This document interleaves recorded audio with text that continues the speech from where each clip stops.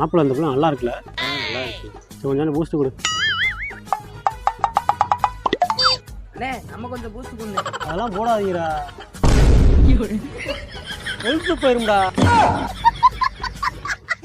நமக்கு ஹெல்த்து தான் முக்கியம். பாப்பா அட பிக்காலி ப்ரைல ராமாவே சரக்கு போட்டுறான். யாவும் The next day.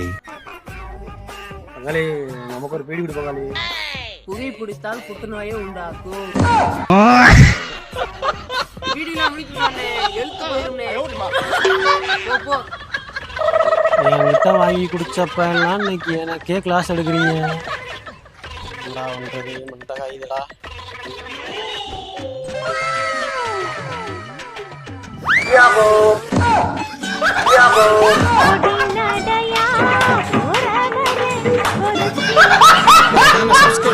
Follow பண்ணிக்க.